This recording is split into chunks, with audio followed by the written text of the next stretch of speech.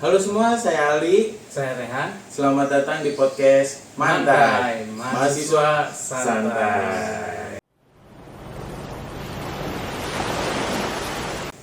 Oke.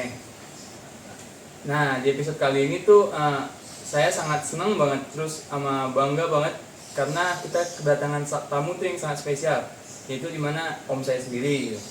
Jadi beliau ini adalah owner dari Putra Rafflesia Store ya. Ya sekarang tuh udah berapa cabang? Alhamdulillah cabang kita. Perkenalkan dulu. Saya Risa Putra, berusaha di bidang pesan. Bidang pesan kita, nama pesan kita di distronya Distro Putra Rafflesia dengan alhamdulillah dengan brand kita sendiri, dengan brand juga Rafflesia. Nama brandnya Putra Rafflesia juga, dan juga ada brand yang keduanya Alimadioba. Perkenalkan dengan saya Arisa Putra. Ini berbincang-bincang dengan ngobrol dengan siapa ini? Si Rehan. Alhamdulillah ponakan sendiri, ini juga masih temannya ponakan. Dengan siapa namanya? Ali, temannya Ribel. Jadi kita ngobrol santai-santai nih. Ngobrol santai-santai aja biar mahasiswa-mahasiswa yang nonton ini tuh punya inspirasi buat bisnis mereka ke depannya. Saya mahasiswa juga kan Om, pengen. Oh iya benar. Punya bisnis juga, pengen cari tahu gimana sih cara berbisnis, Bisa punya dapat usaha gitu. Bisa dapat saran lah dari seorang entrepreneur kalau kata orang Betul, sekarang ya, sangat sukses di bidang fashion. Ya, biar lebih semangat lagi ya generasi-generasi muda Ya, gitu betul. ya. Apalagi khususnya mahasiswa ya kan. Orang mahasiswa ya kan, pengusaha juga ya kan, bisa jadi pejabat juga. Mantap. Amin. Semoga. Amin. Amin. Ya. Ini berarti kita mulai kayak gimana sih dulu Om inspirasi awalnya gitu waktu mau bikin brand sendiri Putra Rafflesia ini. Oh, dari awalnya ya, awalnya Iya, itu dari awalnya. gini ya. Kan kita udah buka usaha ya, dengan buka usaha udah berjalannya usaha. Jadi punya inisiatif sendiri lah, coba bikin brand sendiri lah, biar kita kasarnya lebih dikenal orang lah.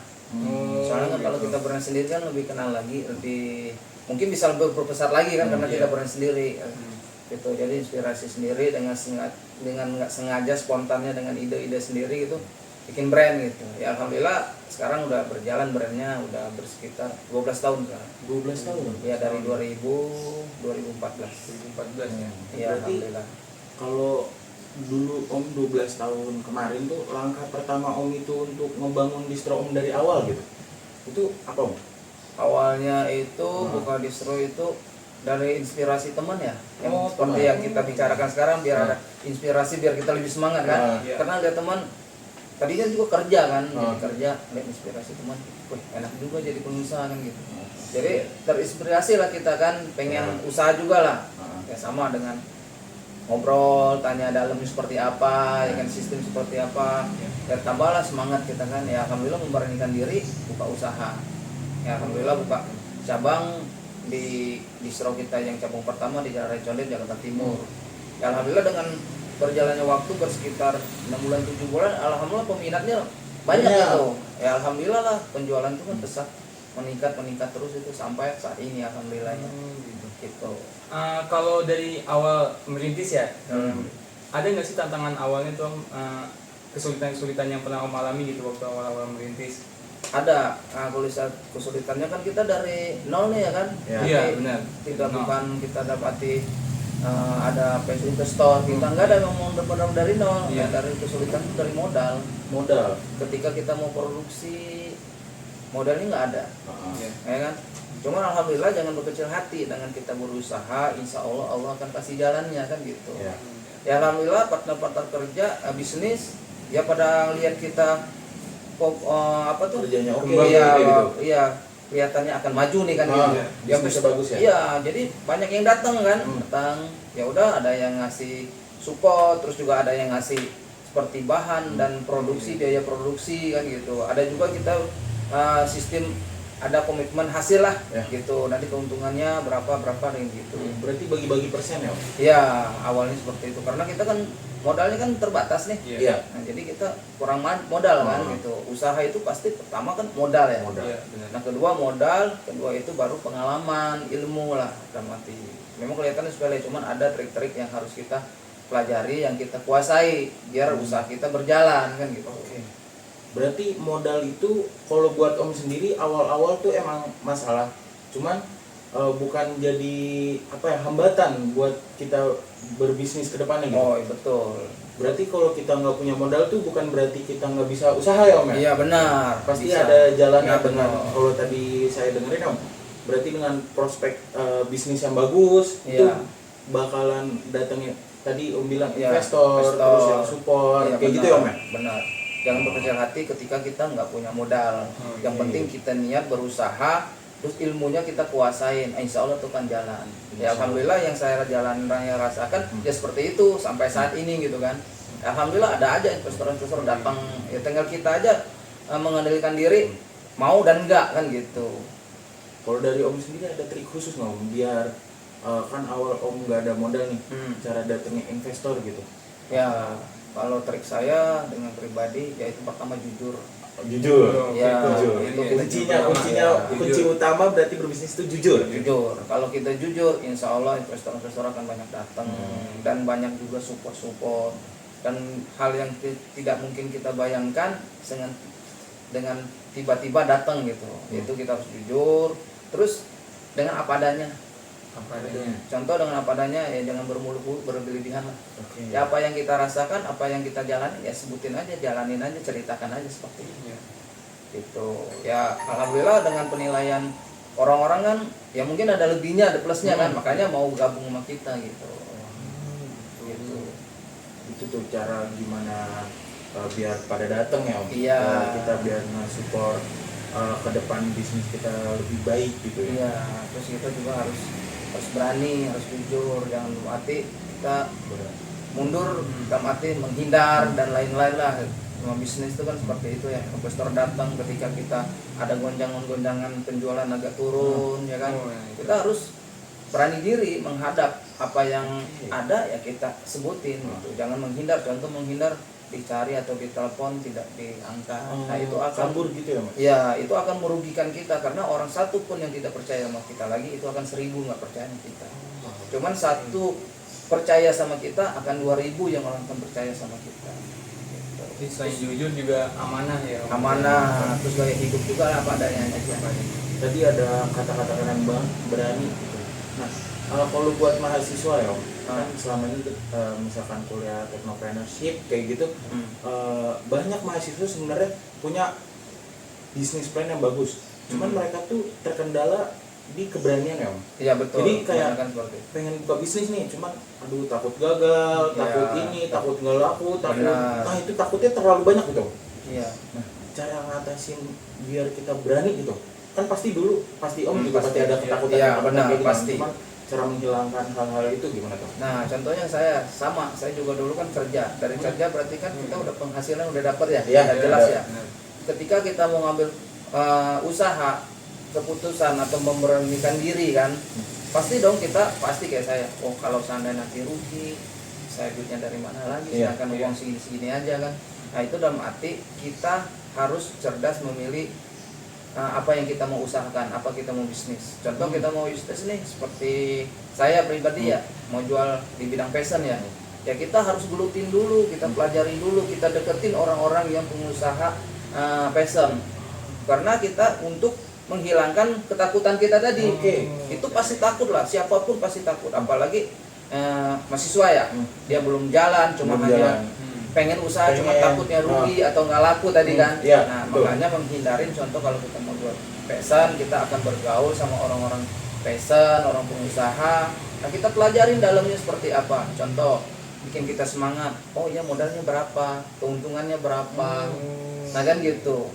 Nah penjualan per hari berapa, pendapatan sebulan berapa, itu akan muncul semangat kita dan menghindari ketakutan tadi. Itu kalau waktu itu saya seperti itu. Berarti belajar dahulu ya Om? Iya, jangan langsung keputusan saya mau dagang nih. Contoh, saya mau buka bengkel lah. Anak muda biasa suka otomotif kan. Benar tuh. Gitu. Anak muda suka, saya buka bengkel lah dengan hanya lihat teman. Cuman nggak tahu dalamnya seperti apa gitu.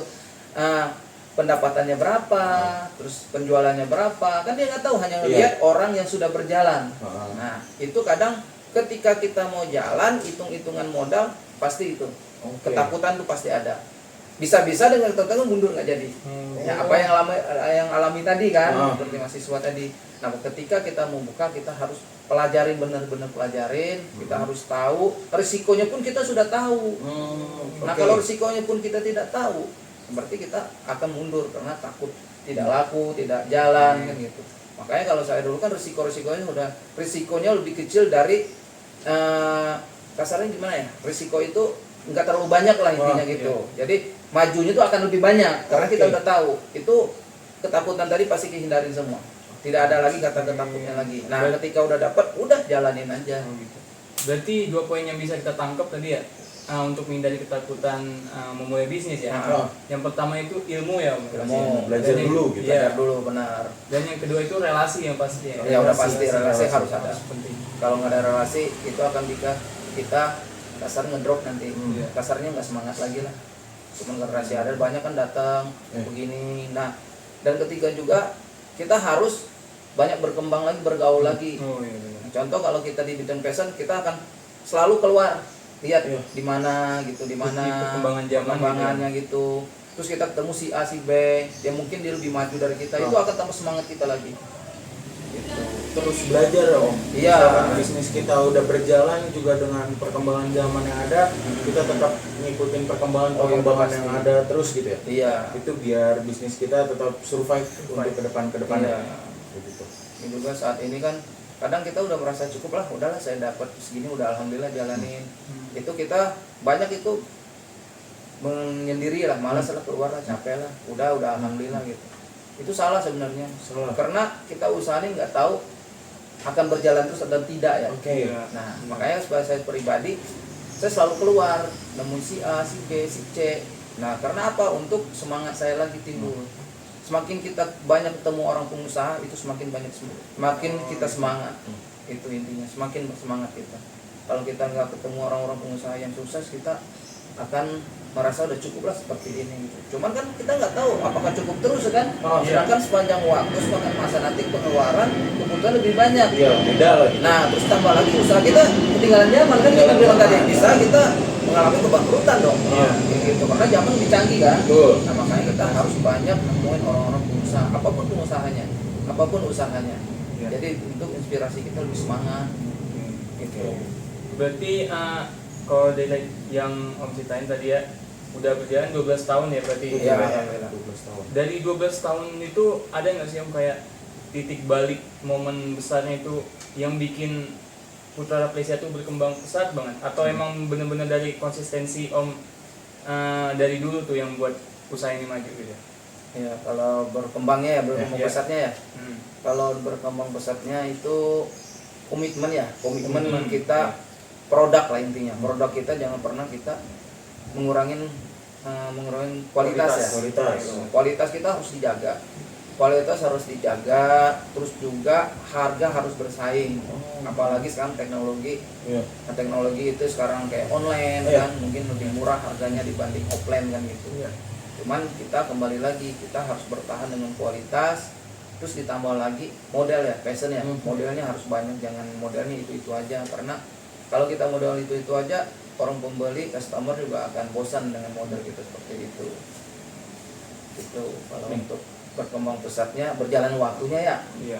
Gitu berjalannya waktu. Cuman kalau komitmen yang kita udah jalani seperti itu, insya Allah akan jalan. Apalagi untuk fashion ini ada momen-momen ramenya kan. Iya, betul. Ramenya kayak lebaran ya. Lebaran. Itu ramenya nggak terbatas. Lagi rame banget. Ya semua orang Iya, beli pastilah. pasti Udah ada pasti. rezeki sedikit, Udah beli pasti. uang baru. Karena harus kan bila katakan haruslah kalau kita tradisi ya. Tradisi. Tradisi itu harus belilah minimal 1 lembar udah pasti. 1 lembar ini. Satu baju atau Sebenarnya ada yang mau ditanyain Om. Kan kalau di bidang fashion itu kompetitor pasti banyak banget ya Om. Streetwear di luar sana tuh banyak banget gitu. Apalagi sekarang di dunia yang digital ini, online ini banyak produk yang dari Cina yang murah-murah banget gitu. Kita tahu banget lah di sosial media, di marketplace gitu banyak banget produk-produk murah yang bahkan gratis ongkir kemana-mana gitu. Betul. Nah gimana sih Om cara mengantisipasi hal itu Om? Om kan bergerak di bidang fashion yang notabene-nya offline ya Om ya? Offline. Nah itu gimana biar tetap survive gitu Om di gempuran yang digital ini sebenarnya jadi salah satu faktor masalah nggak sih Om buat Om gitu? Masalah sih udah pasti lah, terganggu lah kasar dengan Terganggu lah offline ya kan, online sama offline lah udah pasti lah, karena offline kan orang-orangnya jangkauannya nggak terlalu luas, Iya, hanya iya. orang boleh katakan ya berapa kilometer lah mendekatin offline-nya kan, toko kita lah gitu disuruh gitu. Cuman kalau online kan mungkin seluruh Indonesia bahkan sampai luar negeri dong. Iya. Iya. Nah, gitu. Cuman mengatasinya, kalau saya mengatasinya itu tadi kualitas barang tadi. Kualitas itu tuh jangan dikurang-kurangin. Bahkan kalau bisa dilebihin, harga masih tetap harga yang lama. Gitu. Walaupun contoh ya, tadinya kan kita punya keuntungan, taruhlah kita keuntungan Rp1.000. Nah, kita harus jaga kualitas, otomatis setiap tahun, setiap bulan mungkin ada kenaikan Ya, operasional inflasi kan. gitu ya. Iya. Nah, kita menjual kan otomatis kita harus naik lagi dong. Heeh. Berarti biar kita dapat keuntungan 1.000 Heeh. kan gitu. Cuman kalau saya marketingnya seperti itu. Oke. Biarin dia naik dari keuntungan 1.000, mungkin keuntungan saya 700. Cuman penjualan saya masih stabil. Nah, itu saya mengatasi perlawanan-perlawanan di bidang fashion di online ya. Di online. Gitu. Nah, karena bagi saya offline sama online jangkauannya bisa sama. Karena apa? Satu orang yang beli puas, dalam arti bisa berapa orang saudara atau temannya, bahkan orang lain yang tidak tahu atau tidak kenal bisa kenal karena orang yang beli tadi bisa puas. Cuman kalau merasa tidak puas, otomatis customer akan rugi juga kan. Iya. Nah, dan lain pun nggak bakal bisa belanja ke kita. Iya. Memang kalau kita pikir dengan logika, jangkauan kita offline sekitar ini aja, online Iya. akan lebih jauh. Cuman dengan sistem saya tadi, insya Allah saya akan bisa sama. Berarti sejauh ini dengan sistem Om yang Om gunain sekarang, dengan menjaga kualitas walaupun mengurangi keuntungan ya Om ya? Iya.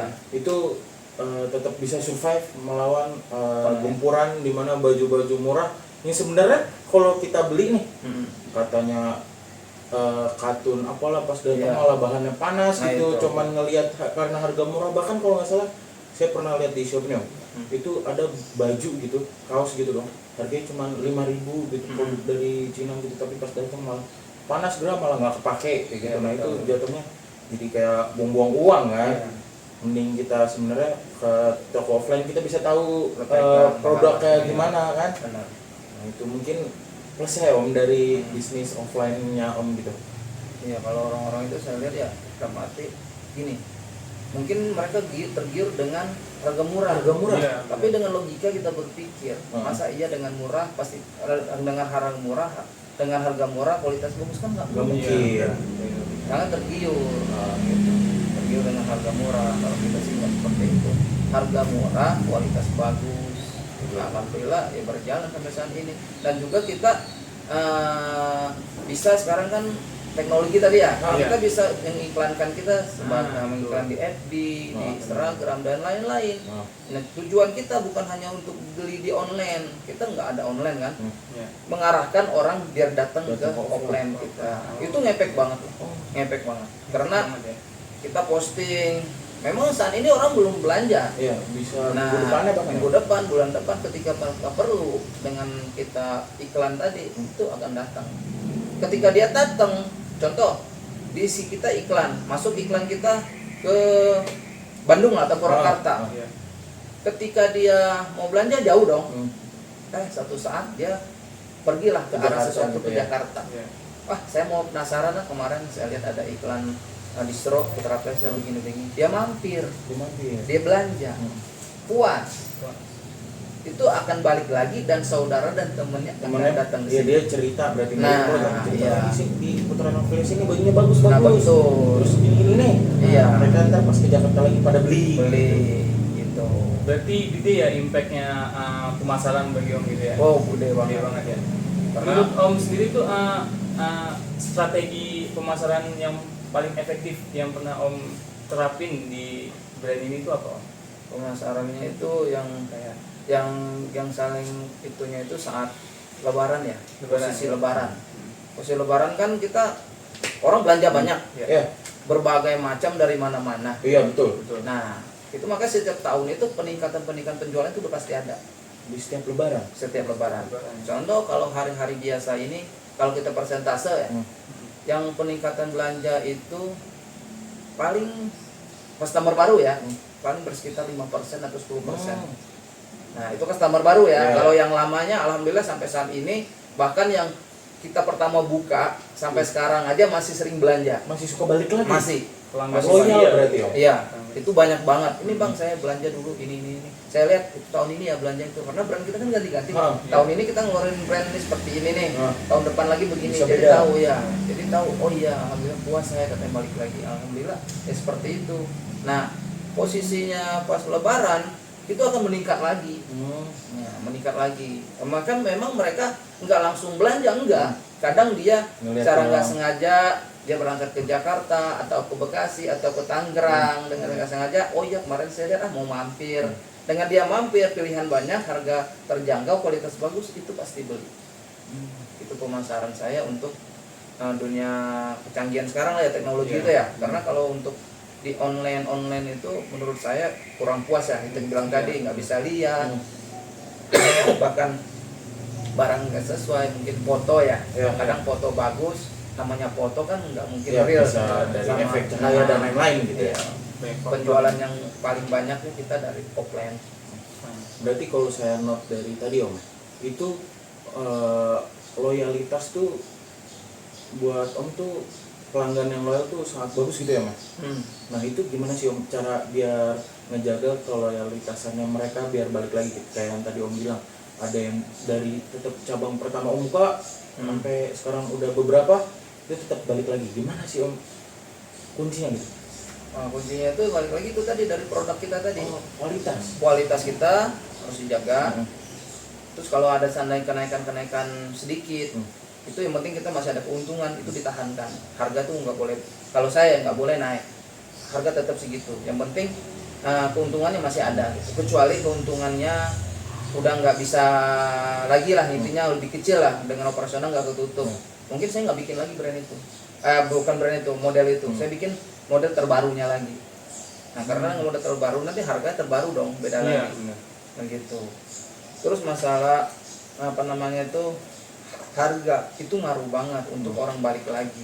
Kadang kan kenaikan kita langsung terlalu tinggi, orang nggak mau. Kalau saya sih nggak pernah kenaikan itu yang besar-besar, nggak. Yang penting kasarnya menutupin untuk operasional aja lah intinya gitu. Adalah keuntungan sedikit, yang penting lancar. Contoh kan ada pepatah, kita punya untung besar cuma laku 1, cuman keuntungan kecil, cuman sehari kita laku bisa 10, bisa 20, mau pilih yang mana? Kan gitu. Pilih yang banyak dong. Dengan pilih yang banyak, keuntungan hitung-hitung sama aja, bahkan lebih banyak tadi untung kecil, lakunya kalau persentase lebih banyak laku banyak dong, walaupun dia kecil kan. Contoh satu kita laku, satu jual untung 100.000, ya kan. Cuman kita jual untungnya 10.000, cuman laku 20, lebih banyak mana? Yang 20 dong, 200.000 keuntungannya. Nah, plus lagi kita bonusnya customer akan balik lagi. Karena yang tadi Om bilang ya, dengan harga yang bersaing. Terus plusnya juga dari 20 orang yang beli tadi dibanding 20 orang ini bilang kesini Nah, itu lebar ya Om? bisa jadi 200 orang. 200 Kalau orang dia balik lagi. kompromo apa tuh, kalau dia damati promosi lah intinya kan, atau di cerita teman saudara 10 orang aja dalam satu, berarti kan 200 orang. Nah 200 orang itu ketika dia perlu, ya mungkin lah dia 100 orang atau 50 orang. Nah ketika dia perlu itu kapan? Ya lebaran. Lebaran, hari-hari besar itu gitu. Nah terus ditambah lagi produk kita jangan itu aja, harus banyak varian lain. Nah saya juga dalam arti yang nggak fokus dengan jual brand saya sendiri, dengan brand-brand orang lain juga saya jual. Karena kita kan pribadi ya, kalau kita misal belanja ke toko si A atau si B lah, kan kita pilih itu yang paling kita suka dong. Iya pasti dong. Nah ketika kita beli nih, oh nyaman, enak nih pakainya, harganya terjangkau lah. Bulan depan saya punya uang lagi, saya mau beli belanja lagi, datang lagi barang masih kayak gitu lagi, belanja nggak bakal belanja kan. Udah punya kan kemarin udah lihat bang, kita nggak pilih kan, sekarang nggak, otomatis nggak belanja lagi. Nah gitu. Kalau kita di distro kita untuk menjaga customer balik lagi tadi, itu setiap minggu wajib model baru harus ada. Setiap minggu harus ada. entah tuh kaos, entah tuh topi, apalah di bidang fashion pasti ada perubahan, ada tambahan update ya. modelnya. Nah, alhamdulillah sampai saat ini ya customer itu bilang tadi, bahkan yang pertama buka sampai saat ini tadinya anaknya belum apa tuh masih kecil, ya kan masih SD, nggak buat dia belum ada ukurannya. Nah sekarang dia udah belanja bawa anaknya, Anaknya udah lumayan ya, gede. berarti kan keuntungan kita plus tadinya bapaknya aja belanja kan sekarang sekarang anaknya ikut belanja. Iya, benar. Nah itu kenapa bisa terjadi? Ya itu tadi kualitas kita jaga, terus model-modelnya update terus, harganya masih terjangkau. Kalau ada kenaikan nggak terlalu tinggi kenaikannya. Gitu. Berarti selama 12 tahun ini mungkin Om jalani bisnis nih ya. Mungkin pernah ngerasa jenuh atau gimana gitu. Ada gak sih yang memotivasi Om gitu selama 12 tahun ini untuk berkembang terus bisnisnya gitu? Yang memotivasinya. Motivasi itu kalau untuk jenuh tadi enggak ya, karena udah gimana ya, udah menyatukan badan lah, udah menikmati lah gitu, udah enak lah gitu. Kalau motivasi ya untuk pertama ya pasti keluarga, mendorong kita, terus ditambah lagi ya lihat anak lah intinya. Anak berarti ya, karena kita kan nggak muda terus nih. Pasti dong kita pengen lihat anak kita jadi pengusaha juga. Nggak mungkin dong kita jadi pengusaha, ya anak kita harus pengusaha dong. Nah itu jangan untuk mendorong saya itu biar semangat terus itu tadi. Jangan sampai putus berarti. Yang jadi nggak pernah jenuh gitu. Langsung terus gas lah katanya kan. Gas terus. Iya gas terus. Jadi nggak usah pakai bel-bel. Sampai istirahat. Nggak usah, nggak ada istirahat. Kalau Gas terus. sekarang itu kayak mau healing dikit-dikit. Mau healing ya. Gitu. Kalau saya pribadi itu nomor 3 ya. Nomor 3. Utamakan itu berusaha dulu. Usaha jalan terus, ya kan. Nah, ada libur, anak-anak sekolah libur ya boleh kita liburan. Itu pun nggak siap bulan kalau saya. Karena saya mengutamakan usaha dulu. Karena usaha kita, apalagi passion itu kalau kita lihat gampang, cuman PR-nya banyak banget. Kalau ketinggalan sebentar aja bisa kebalap orang. Iya, apalagi sekarang kan sosial media itu passion tuh nomor 1 ya. Marketing penjualan di sosial media itu nomor 1 banget. Orang ibu-ibu lihat, bapak-bapak, tahu check out aja kan. Iya. Ya ada juga yang sesuai, ada juga yang nggak sesuai kan, banyak yang viral-viral yang nggak sesuai kan sampai ribut apa kan. Iya benar tuh. Yang Itu disalahin kurir. Nah itu makanya sebelum tadi itu kurang cerdas karena kurir nggak tahu apa-apa. Iya, dia cuma nganterin ya. Iya. Nah mereka juga ya kalau nggak siap, barang nggak sesuai dan lainnya jangan beli online ya. Kan gitu ya. Offline banyak kok. Resikonya ya begitu. Iya. Kalau offline kan benar tadi bisa lihat, bisa kita coba gimana gitu. gitu. Kalau online kan bisa. Nah ini mau nanya lagi. Om kan punya tadi kurang lebih berapa cabang Om? Alhamdulillah sekarang kita udah 7 cabang kan. 7 cabang. Nah gimana cara Om nggak kontrol 7 cabang itu, sementara tadi Om bilang paling nggak setiap minggu ada model baru. Nah itu kan Om sendiri gimana sih Om cara kontrol, sementara sehari cuma 7 hari. Iya benar. Seminggu harus ganti lagi. Betul. Terus misalkan Senin Selasa sampai Jumat, toko terakhir Senin mesti ganti lagi. Pusing kan nggak tahu gimana kan? tuh? Nah, makanya trik-trik yang bilang tadi kita harus menguasain semua. Ketika kita menguasain itu akan enteng. Contoh sekarang kalau saya untuk nambah passion dulu ya, nambah passion setiap minggu kan pertanyaannya kan.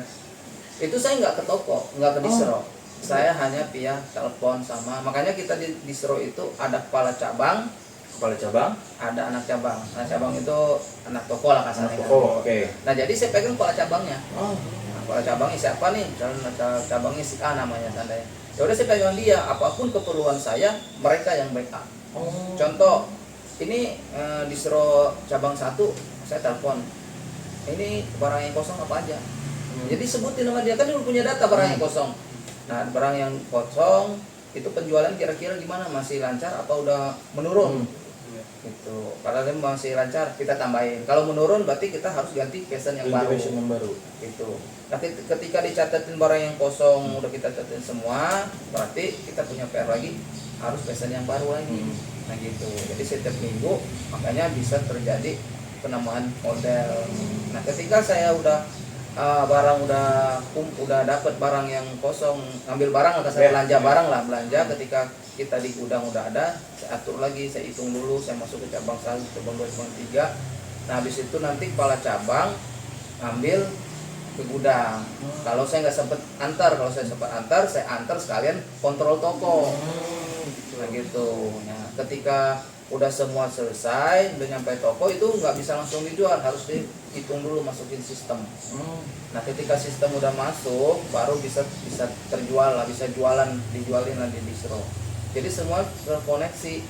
Ada kepala cabang, ada anak toko, ada admin stok toko. Nah, jadi udah semuanya kita udah tim. Jadi pekerjaan kita lebih ringan, lebih praktis, lebih cepat. Gitu. Susun lah ya. Iya, kalau kita backup sendiri ya nggak bisa bener tadi kapan ininya sedangkan seminggu 7 hari sedangkan emang 7 hari kan gitu. Belum juga kita dikonveksi ya kan harus juga dikonveksi. Nah, konveksi juga ada pola produksi. Nah gitu. Ada juga bagian nyempel.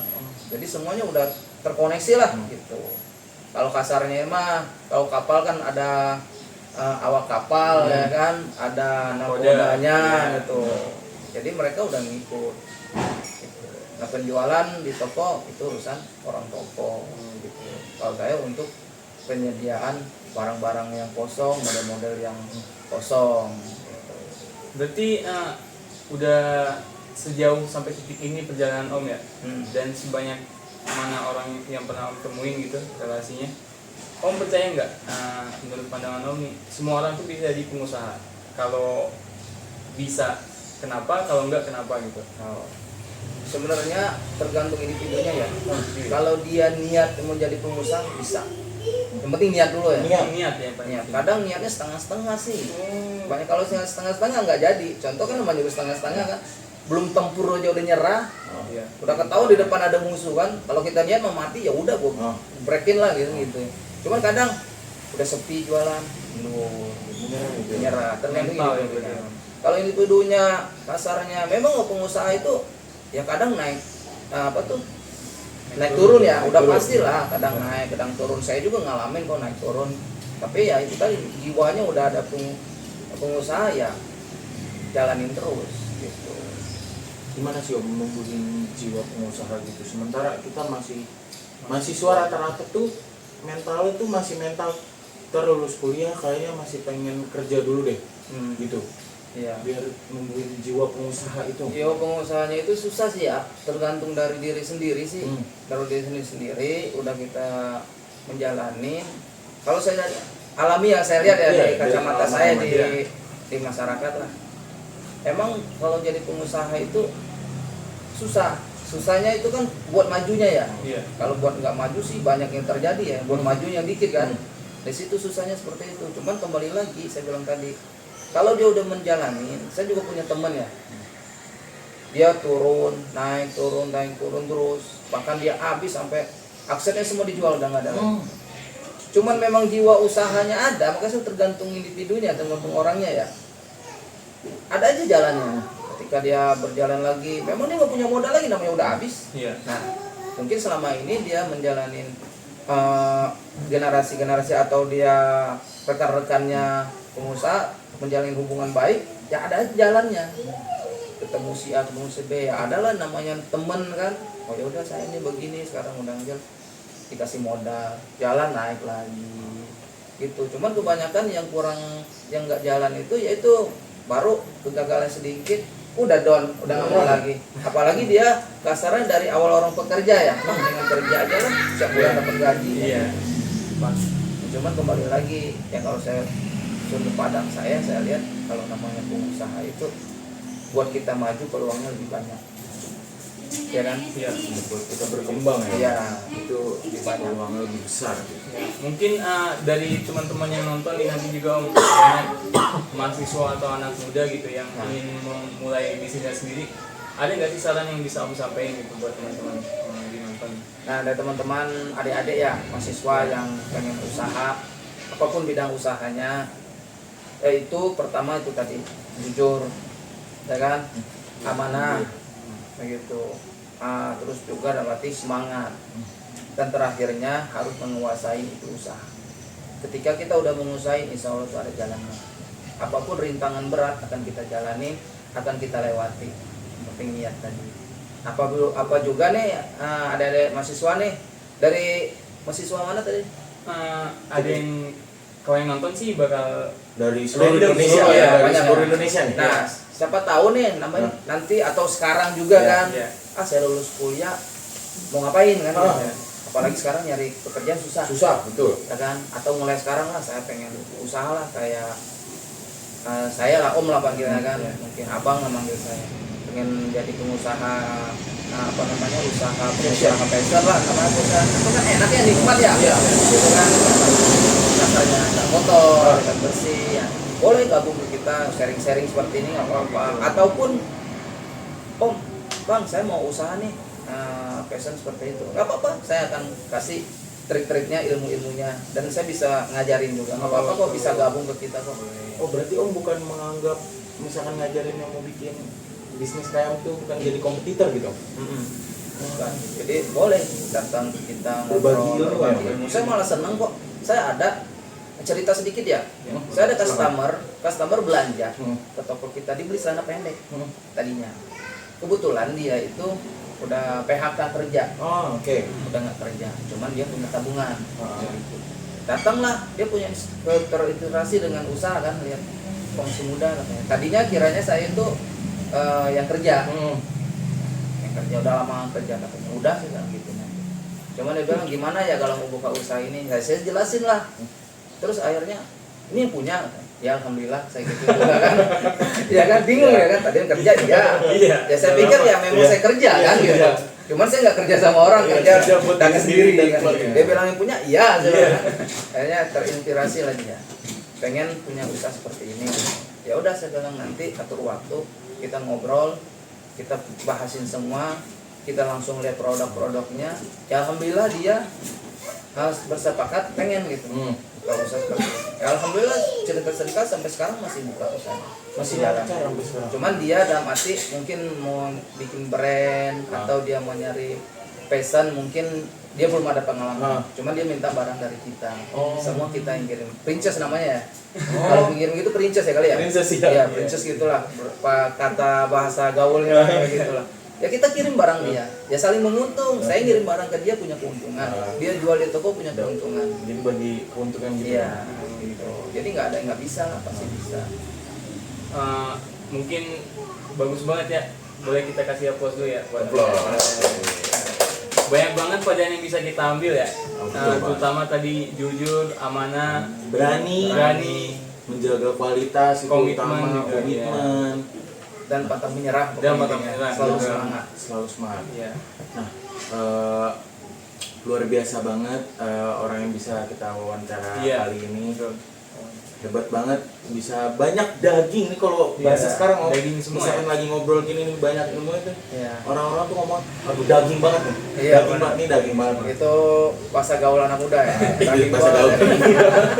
Padahal kita masih muda ya. Iya, masih ada. Masih muda. Semoga apa yang kita obrolin di sini tuh bisa bermanfaat buat kalian, bisa kalian pakai untuk inspirasi kalian, membuka usaha ke depannya buat bikin misalkan pengen berbisnis ini, jangan takut, berani, harus jujur dan lain-lain sebagainya. Nah itu tuh pokoknya harus kalian terapin gitu sesuai Om yang tadi bilang gitu. Terima kasih juga buat yang udah nonton sampai akhir ya. Dan juga terima kasih khususnya pada Om Ari sendiri yang udah ngeluangin waktunya. Iya. Gitu ya. Terus ada satu lagi nih. Oh, satu boleh. lagi. Siapa tahu kan, siapa Ya, tahu ya, nih. siap. Kan karena kan anak-anak muda nih mahasiswa nih, Nah. berarti main komputer atau main Iya betul. dan lain-lain lah, Nah, udah iya. dunia online Digital. ya, digital. Mungkin sekarang masih kuliah, pengen usaha, mungkin maaf ya modalnya belum ada, atau mungkin mau produksi barang, mungkin juga belum bisa. Nah bisa, seandainya ada yang mau online dengan brand kita, saya mau modal uang. Tuh, yang mau langsung dapat uang, Ya, bisa langsung tanpa modal, Nah. tanpa capek, hanya untuk bisa memasarkan di online. Dapat Orang uang. yang udah Dapat ahlinya. persenan Ya, karena saya sendiri alhamdulillah sekarang brand kita udah ada yang pegang online juga. Itu pun bukan mahasiswa, anak SMA. Wah, Iya. berarti anak SMA aja bisa Ya, lagi anak gitu. SMA. Berarti apalagi kalian nanti yang Karena nonton nih. kemarin saya alhamdulillah pulang dari konveksi di Jawa, mampir ke Majalengka karena mahasiswa, bukan saya, siswa-siswa Majalengka, mereka kreatif lah. Ya saya lihat dia main TikTok gitu kan. Terus saya samperin, main TikTok itu gimana? Saya bilang, saya pura-pura nggak ngerti. Dapat duit nggak? Dapat katanya. Terus dia curhat, dapat duit dari mana? Saya bilang, ya dari apalah katanya, dapat bunga apalah, nggak ngerti saya. Saya bilang, kenapa nggak jualan aja? Karena kan pengikutnya banyak. Apa jualan apa katanya kan gitu. Apa yang dijual kan nggak tahu, namanya gua di kampung katanya apa yang mau jual. Saya bilang saya punya produk, mau ngejual barang saya. Oh ya udah mau katanya. Ya udah saya briefing, ya alhamdulillah sekarang udah berjalan kok. Udah berjalan. Ya alhamdulillah setiap hari ada penjualan. Nah dengan tidak ada modal kan itu tanpa bisa modal jalan. berarti Om? Iya. Bisa dapat keuntungan. Nah, satu pun nggak ada biaya dia. Karena dia followernya udah banyak kan. Nggak harus pakai iklan. Dia kan setiap hari dia labnya nggak lama kok, labnya nggak lama, cuma pulang sekolah jam 12 terus istirahat dari jam 3 jam 4 ya, nanti malam setengah jam ya, bebasnya suka-suka ya, waktu dia iya. Waktu luang dapat uang tanpa modal, saya juga nggak rugi ya, nggak harus saya keluarkan modal ya, hanya jual barang saya kasih persentase, barang saya terjual ya, alhamdulillah udah berjalan. Nah begitu maksud saya, adik-adik mahasiswa nih kan lebih pintar, boleh digaskan itu gas. Nah kita sekalian promosi juga apa tadi namanya, Rafflesia Putra Rafflesia Store itu, ini nanti ada di sini. Nah itu karena banyak banget cabangnya, jadi misalkan dekat rumah kalian bisa cek di situ, terus misalkan mau kerja sama kayak Om tadi, boleh bisa langsung ke media sosialnya. Tapi harus cek dulu barang yang di sana, harus beli dulu. Kita juga sosial medianya udah ada, sosial media kita di Instagram juga ada, bisa dicek Putra Rafflesia Store udah ada, di FB semua, semua apa sosial media udah ada semua, online juga udah ada. Siap. Gitu. Oke, terima kasih Om, terima kasih juga teman-teman yang udah nonton sampai sini, udah dengerin podcast dari Mantai Mahasiswa Santai. Sampai ketemu lagi.